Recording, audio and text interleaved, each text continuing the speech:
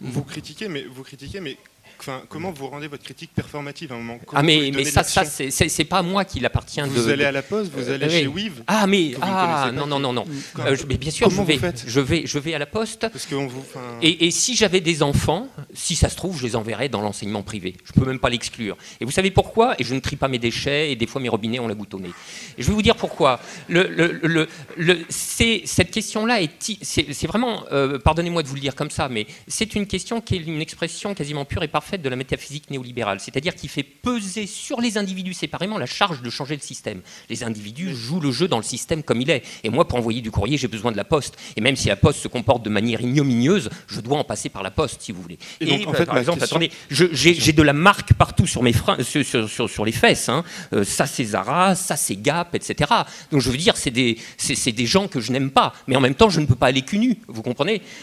Donc, si je voulais être conséquent, je veux dire, même si j'avais des fringues achetées au marché ou je sais pas quoi qui m'auraient coûté 2,50 €, ça n'empurerait pas moins la transpiration d'un ouvrier exploité quelque part au Bangladesh, etc. Donc les individus sont plongés dans les structures de l'économie capitaliste. Il ne faut pas leur demander séparément de les vaincre à eux seuls par la force de leur petit comportement individuel. On peut trier les déchets tant qu'on veut, je veux dire, pendant que la Chine rentre dans la mondialisation charbonnière, vous voyez ça d'ici, ou fermez vos robinets, ça, je veux dire, ça fait faire à Veolia l'économie de l'entretien de son réseau, quoi.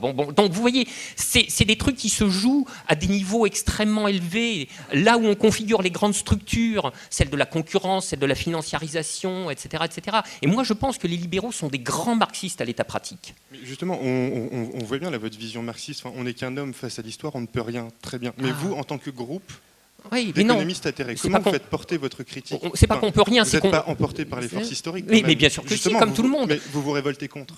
Mais ça n'a... Je veux dire, ces deux propositions ne sont pas contradictoires. Mais à ce moment-là, mais pourquoi se rebeller alors si ça ne sert à rien et qu'on va être... mais parce que, écoutez, je vais vous dire, si je me laissais aller jusque dans ces dernières conséquences à l'analyse rudement lucide que je prends du monde, j'irais me chercher une grange avec une corde, quoi, et ça serait terminé. Mais heureusement, comme Spinoza l'a dit, la connaissance vraie du bien et du mal ne saurait réprimer aucun affect en tant qu'elle est une connaissance vraie. Et donc, je suis plus en colère que je ne suis rationnellement lucide. Alias, il n'est pas nécessaire d'espérer pour entreprendre et patati et patahouette. Vous voyez, c'est ce genre de trucs qui nous meuvent. Et des fois, on a des coups de calgon et on se sent vraiment très minoritaire et très dominé par tout. Je veux dire, on vit dans un système qui est incroyablement hostile, qui est incroyablement adverse, qui ne nous a jamais laissé la parole pendant 30 ans. Enfin, vous voyez, donc, comment nous faisons? Nous ramons à contre-courant comme nous pouvons. Bon, voilà, alors on s'est réunis, puis on fait ça.